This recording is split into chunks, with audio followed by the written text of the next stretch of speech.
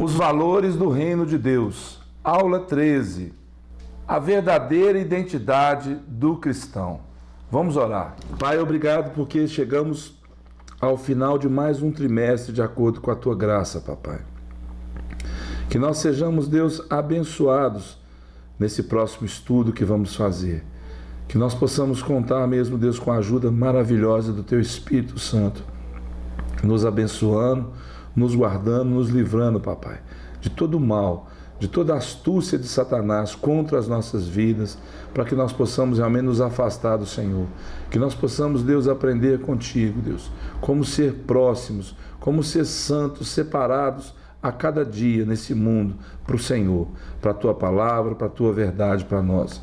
Obrigado pela vida do meu irmão, da minha irmã, pela perseverança de cada um deles. Que pelo teu Espírito nós possamos mesmo alcançar, Deus, tudo aquilo que o Senhor tem de melhor para nós, em nome de Jesus.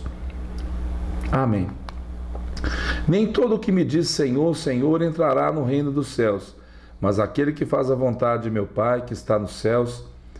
Muitos naquele dia hão de dizer-me, Senhor, Senhor, porventura não temos nós profetizado em teu nome, e em teu nome não expelimos demônios, e em teu nome não fizemos muitos milagres? Então lhes direi explicitamente, nunca vos conheci, apartai-vos de mim, os que praticais a iniquidade. A introdução. Meu Deus, que palavra dura, nunca vos conheci.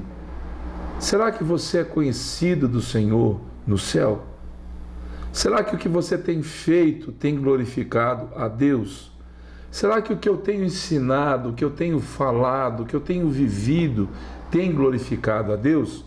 Muitas vezes eu falo não me excluindo daquilo que eu estou dizendo, daquilo que eu estou exortando cada um de vocês, mas me incluindo nisso. Eu procuro saber, será que a minha vida tem glorificado, tem exaltado o nome do Senhor Jesus? Essa aula de hoje, sobre a identidade do verdadeiro cristão. Você sabe quem eu sou? Você sabe com quem você está falando? Você sabe quem é o meu Pai?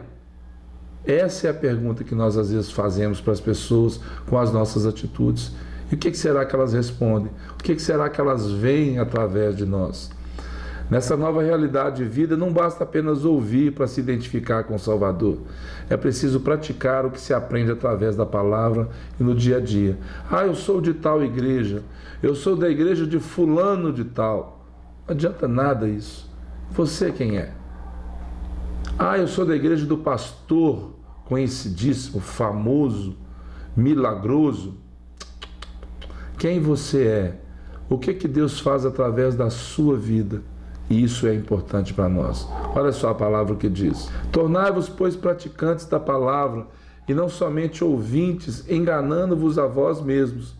Porque se alguém é ouvinte da palavra e não praticante, assemelha-se ao homem que contempla no espelho o seu rosto natural, pois a si mesmo se contempla e se retira, e para logo se esquece de como era a sua aparência. Sejamos mais bondosos e éticos em nossas palavras e atitudes, mostrando ao mundo a luz de Jesus Cristo. Vamos fazer a diferença e temperar o mundo. Atenção! Como temos vivido? Em que estamos alicerçados? Quais escolhas determinam o nosso futuro? Qual a verdadeira identidade do cristão? A pregação, os milagres, maravilhas realizadas em nome de Jesus, muitas vezes comprovam a quem nós estamos seguindo. Paulo diz que o reino consiste em virtude. João nos ensina a amar não só de palavras, mas por obra e verdade, de fato. E nós, o que nós ensinamos? Será que temos sido como Paulo, como João, como fulano, Beltrano, Ciclano, Bertrano? Como temos sido? O que nós ensinamos? Que pergunta difícil às vezes de responder.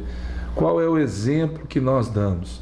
Nas redes sociais, no dia a dia, quando somos fotografados, como somos filmados, porque há um olho que nos percebe o tempo todo. A palavra de Deus fala que os olhos do Senhor estão em todos os lugares. Que tipo de pessoa você tem demonstrado ser? Na ausência do seu pastor, no seu dia a dia, na sua empresa, na sua escola, no seu namoro, no seu casamento? Qual é o tipo de pessoa que você tem sido? A fé cristã também é confissão. Entretanto, para que essa confissão seja autenticamente cristã, tem de ser genuína e sincera, provada pelas verdadeiras ações submetidas ao senhorio do nosso Salvador. E é isso que nós precisamos entender, o senhorio de Cristo sobre a nossa vida. Muitos se enganam e pensam que realizar grandes milagres ou desenvolver grandes ministérios em nome de Cristo é prova de fazer a vontade de Deus. E eles se enganam. Mostrar que você tem um ministério, que o seu ministério é atuante, tem muita gente, vamos dizer no popular, que o seu ministério está bombando, não quer dizer que Jesus Cristo está com você naquilo. Observe se Ele mandou realmente fazer isso. Observe se a palavra te apoia para isso, ou se é uma vanglória, ou se você quer que as pessoas vejam o seu ministério, vejam o que você está fazendo, vejam as suas obras, mas não glorifiquem a Deus, não adianta nada. Sejamos, pois, cuidadosos quanto a movimentos que dão ênfase apenas em milagres e maravilhas, mas não cuidam do desenvolvimento do caráter cristão. Os milagres vão seguir a gente? Vão. As curas vão seguir, as maravilhas vão seguir, mas não faça disso a base do seu ministério. Fazer a vontade do Pai é obedecer com determinação aos seus preceitos, mandamentos, estatutos, ordenanças, a sua palavra, o que você quiser escolher. Mas fazer a vontade do Pai é obedecer àquele que realmente nos chamou e tem nos arregimentado para ser um soldado de Cristo. Amém? É a vontade do Pai que o Espírito Santo produz o verdadeiro caráter de Cristo em nós. Jesus é o nosso grande modelo de fazer essa vontade. Ele fez isso em tudo, sempre obediente. Ensina-me, diz o salmista, a fazer a tua vontade, pois tu és o meu Deus. Guie-me o teu bom espírito por terreno plano. A importância da palavra. A palavra é viva e eficaz, eterna, espírito e vida. Por meio dela, o interior do ser humano é transformado verdadeiramente. Jesus Cristo é a essencial palavra de Deus, a sabedoria perfeita unida ao Pai. Ele é o alicerce de nossa edificação espiritual. Olha essa imagem aí. Você conhece isso aí? Você talvez agora esteja firmado sobre isso, sobre um alicerce de um edifício, de uma casa, de uma igreja, onde você estiver. Como é esse alicerce? Será que é na areia? Será que é na rocha? Como é que você está firmado? Todo aquele, pois, que ouve essas palavras e as pratica, será comparado a um homem prudente. Um homem o quê? Prudente, que edificou a sua casa sobre a rocha. Caiu a chuva, transbordaram os rios, sopraram os ventos e deram com ímpeto contra aquela casa, que não caiu, porque fora edificada sobre a rocha. E todo aquele que ouve essas minhas palavras e não as pratica, será comparado a um homem insensato, que edificou a sua casa sobre a areia. Caiu a chuva, transbordaram os rios, sopraram os ventos e deram com ímpeto contra aquela casa, e ela desabou, sendo grande a sua ruína. Fica uma pergunta para nós: como estão as suas bases? Aonde você está firmado? Aonde você está alicerçado? É em Cristo? É na rocha? Então você é firme. Firme como as muralhas de Jericó. Não, misericórdia, elas caíram. Só para você rir um pouquinho, quando eu me converti, novinho convertido, um dia uma pessoa na igreja perguntou assim: quantos aqui estão firmes? Eu, aleluia, levantei a minha mão. Quantos aqui estão firmes como as muralhas de Jericó? Levantei a minha mão. Irmãos, que vergonha eu passei depois. Uma irmã me cutucou e falou assim: as muralhas de Jericó caíram. E eu falei: meu Deus, o que eu acabei de fazer? Não seja assim. Não seja precipitado, mas também entenda o que você está dizendo. Seja firme, mas não como as muralhas de Jericó, porque elas caíram. Amém? Seja alicerçado em Cristo.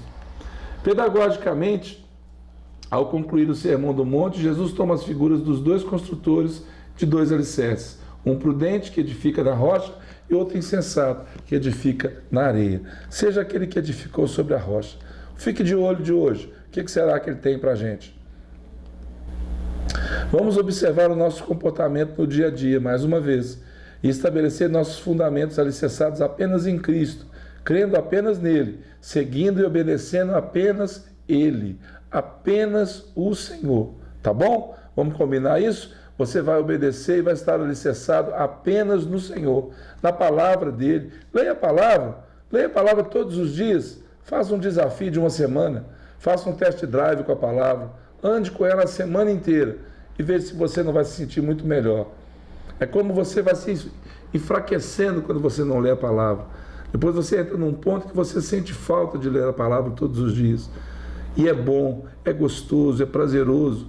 E faça como Josué. O Senhor disse para ele: não te afaste do livro dessa lei. Medita nele dia e noite, para você ser bem-aventurado em todos os seus caminhos. Os não religiosos veem Jesus como um ser iluminado, um grande mestre que não prega dogmas, não exige moralismos dos seres humanos, mas apenas ensina o amor, as boas virtudes, a moral. Mas Jesus, ele ensina para a gente muitas outras coisas também, inclusive como agradar ao Senhor. A realidade é que ele sempre foi um pregador do reino verdadeiro do Pai, chamando pecadores ao arrependimento, ao novo nascimento e vivendo o amor de Deus através da vida dele. A conclusão: o Sermão do Monte não apresenta um mestre meramente humano, mas o Filho de Deus que nos trouxe salvação, o qual devemos imitá-lo em toda a nossa vida.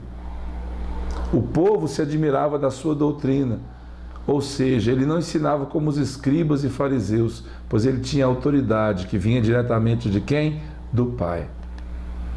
Somos chamados à seguinte realidade: a nossa autoridade para pregar, evangelizar e ensinar vem do Senhor Jesus. Se descobrirmos enfim quem somos, filho de quem somos e qual o nosso propósito, seremos completamente felizes, ou seja, bem-aventurados. Quando eu trabalhei na noite com segurança de boate, muitas pessoas diziam para mim: você sabe quem que eu sou? Você sabe com quem que você está falando? Amado, naquela época eu não conhecia o Senhor como eu conheço hoje. Mas eu diria para aquelas pessoas, e quantas vezes eu tivesse que repetir isso: e você sabe com quem você está falando? Você sabe, filho, de quem eu sou?